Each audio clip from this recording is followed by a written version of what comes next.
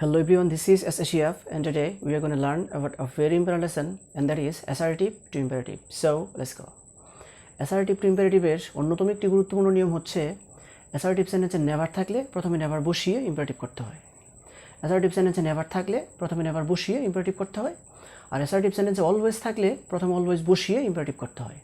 assertive sentence এ always থাকলে প্রথমে always বসিয়ে তারপরে imperative করতে হয়। For example, I should never change the voice. এটা একটা assertive sentence, করতে হবে imperative আর assertive sentence এ কোনো auxiliary verb থাকলে imperative করার সময় তা বাদ যায়। এই সেন্টেন্সটাতে সাবজেক্ট হিসেবে আছে I আর I হচ্ছে ফার্স্ট পারসন আর assertive sentence এর সাবজেক্ট যদি ফার্স্ট পারসন অথবা থার্ড পারসন হয় তাহলে লেট এর পরে সাবজেক্টের অবজেক্ট ফর্ম I এর অবজেক্ট ফর্ম হচ্ছে মি, লেটের পরে সাবজেক্টের অবজেক্ট ফর্ম বসিয়ে imperative করতে হয়। তবে assertive sentence এ never থাকলে প্রথমে never বসিয়ে তারপর imperative করতে হয়। আমরা লিখব never, তারপরে আমরা মেইন ভার্ব থেকে শেষ পর্যন্ত লিখব never change the voice। তারপরে সেন্টেন্সটা হচ্ছে we can never take your seat। এটা একটা assertive sentence, করতে হবে imperative আর assertive sentence এ কোনো auxiliary verb থাকলে imperative করার সময় তা বাদ যায়। এই সেন্টেন্সটাতে সাবজেক্ট হিসেবে আছে উই আর উই হচ্ছে ফার্স্ট পারসন আর assertive sentence এর সাবজেক্ট যদি ফার্স্ট পারসন অথবা থার্ড পারসন হয় তাহলে প্রথমে লেটের পরে সাবজেক্টের অবজেক্ট ফর্ম, উই এর অবজেক্ট ফর্ম হচ্ছে আস, লেটের পরে সাবজেক্টের অবজেক্ট ফর্ম বসিয়ে imperative করতে হয়। তবে assertive sentence এ নেভার থাকলে প্রথমে নেভার বসিয়ে imperative করতে হয়। তো আমরা মেইন ভার্ব থেকে শেষ পর্যন্ত বসানোর আগে নেভার বসাবো,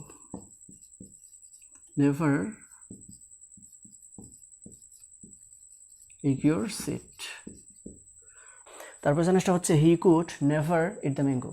এটা একটা assertive sentence, করতে হবে imperative আর assertive sentence এ কোনো auxiliary verb থাকলে imperative করার সময় তা বাদ যায়।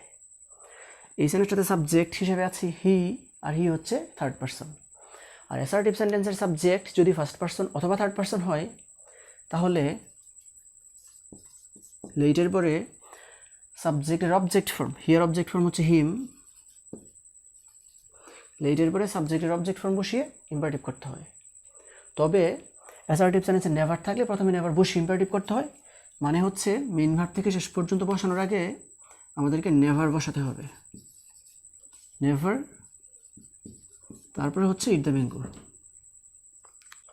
তারপরে সেন্টেন্সটা হচ্ছে I should always change the voice। এটা একটা assertive sentence, করতে হবে imperative আর assertive sentence এ কোনো auxiliary verb থাকলে imperative করার সময় তা বাদ যায়।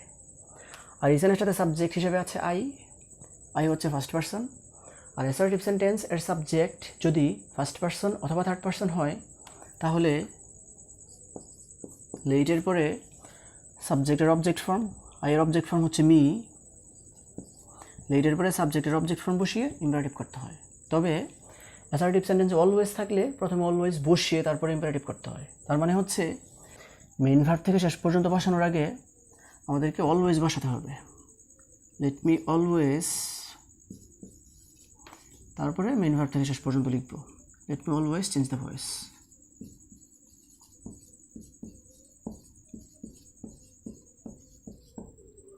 তারপর সেন্টেন্সটা হচ্ছে we can always take your seat. এটা একটা assertive sentence, করতে হবে imperative আর assertive sentence এ কোনো auxiliary verb থাকলে imperative করার সময় তা বাদ যায়। উই হচ্ছে ফার্স্ট পারসন আর assertive sentence এর সাবজেক্ট যদি ফার্স্ট পারসন অথবা থার্ড পারসন হয় তাহলে লেটের পরে সাবজেক্টের অবজেক্ট ফর্ম বসিয়ে imperative করতে হয়। প্রথমে আমরা লিখব লেট, তারপর উই এর অবজেক্ট ফর্ম হচ্ছে আস, তবে assertive sentence অলওয়েজ থাকলে প্রথমে অলওয়েজ বসিয়ে তারপর imperative করতে হয়। তো মেইন ভার্ব থেকে শেষ পর্যন্ত বসানোর আগে আমরা লিখব always, let us always take your seat।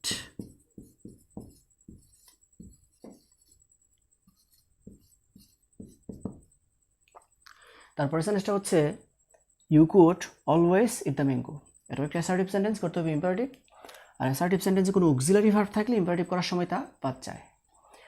you হচ্ছে সেকেন্ড পারসন আর assertive sentence এর সাবজেক্ট যদি সেকেন্ড পারসন হয় তাহলে মূল ভার্ব মানে মেইন ভার্ব প্রথমে বসিয়ে imperative করতে হয়।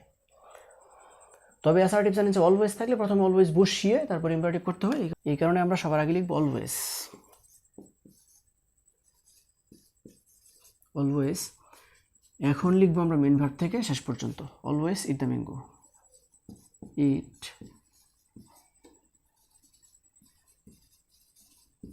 the mango. So viewers, I hope you understand this, and that's all for the time being. See you again. Show the best of luck. Goodbye.